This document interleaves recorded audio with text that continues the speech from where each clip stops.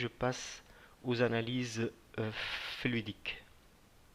Alors il s'agit bien de flow simulation bien intégrée dans SolidWorks, bien sûr. Alors il y a quelques améliorations intéressantes.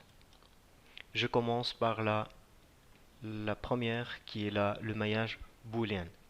Alors ce type de maillage, ou plutôt cette technologie, va nous permettre de préparer et mailler le modèle 5 à 15 fois plus rapidement et plus facilement. C'est quoi qui change par rapport à avant? Cette option va nous permettre de travailler sur le modèle brut sans aucun ajustement préalable par l'utilisateur. Voilà, c'est assez intéressant. Je, je vous conseille de découvrir cette fonctionnalité. Deuxième point, c'est le rayonnement solaire avec turbidité. Alors, quand vous faites une étude solaire, vous avez la possibilité d'introduire le facteur de turbidité. Alors, ce facteur va vous permettre de décrire l'épaisseur optique de l'atmosphère, alors due à l'absorption par la vapeur d'eau et aussi à l'absorption et la diffusion par les particules d'aérosol. Alors, exemple, par rapport à une atmosphère sèche et propre, par défaut, cette valeur qui est indiquée dans le logiciel vaut 3,5, tandis que pour les villes polluées, cette valeur est proche de 6 à 7. Troisième point, les plots ou le graphique, le visualisation d'affichage pour un matériau solide ou une région de fluide euh, spécifique.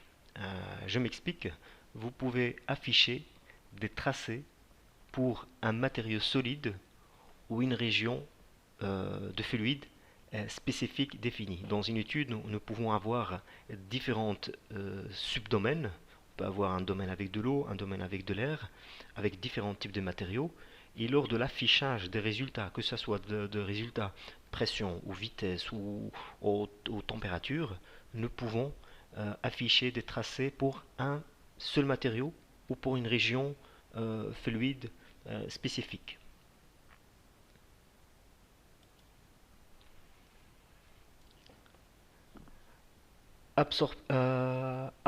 Arborescence du projet. Bon, c'est un petit détail, hein, vraiment un petit détail.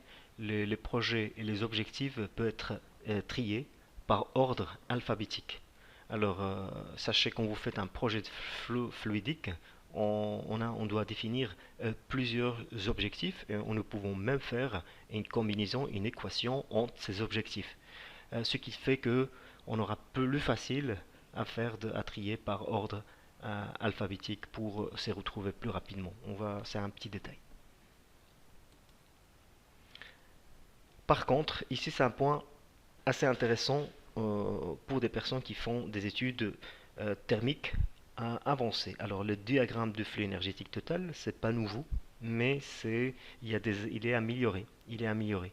On peut maintenant afficher le flux de chaleur, bien sûr de conduction et, et de convection, mais en 2023, on peut aussi afficher le valeur entrant et sortant de rayonnement.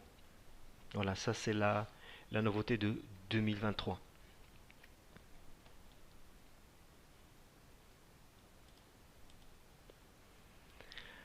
Concernant les ventilateurs, alors dans Flow Simulation, on a une bibliothèque, une base de données assez bien fournie. On retrouve tout ce qui est ventilateur, tout ce qui est filtre, tout ce qui est matériaux, tout ce qui est surface rayonnante, etc. etc. Il y a toute une bibliothèque avec des fluides, nous pouvons aussi alimenter cette bibliothèque.